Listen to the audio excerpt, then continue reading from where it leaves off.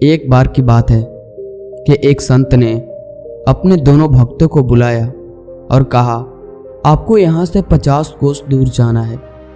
एक भक्त को एक बोरी खाने का सामान से भर के दिया और कहा, जो लायक मिले उसे देते जाना, यानी रास्ते में जो भी मिले, अगर तुमको लगता है कि वो भूखा है या उसे खाने की ज़रूरत है, उसे इस बोरी में से खाना निकालकर देते रहना। दूसरे भक्त को एक खाली बोरा दिया और उस भक्त को कहा, रास्ते में उसे जो भी अच्छा चीज़ मिले उसे उस बोरी में भर लेना और मेरे पास लेकर आना। दोनों निकल पड़े।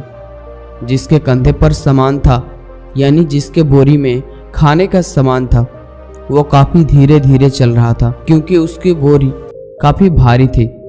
और दूसरा जो भक्त था जिसकी बोरी खाली थी, वो बहुत ही आराम से चल रहा था और मज़े में चल रहा था। थोड़ी दूर जाने के बाद खाली बोरी वाले भक्त को एक सोने की ईंट मिली और ईंट सोने की होने की वजह से भक्त को लगा कि यह तो बहुत ही महत्वपूर्ण चीज़ है और अच्छा सामान है।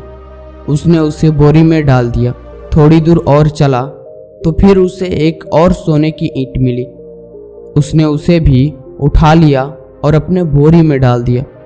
वो जैसे जैसे आगे चलता गया उसे सोने का ईंट मिलता गया और वह बोरी में भरता हुआ चला गया। और एक समय ऐसा आया कि जब बोरी का वजन इतना ज़्यादा बढ़ गया तो वो उसे संभाल भी नहीं पा रहा था।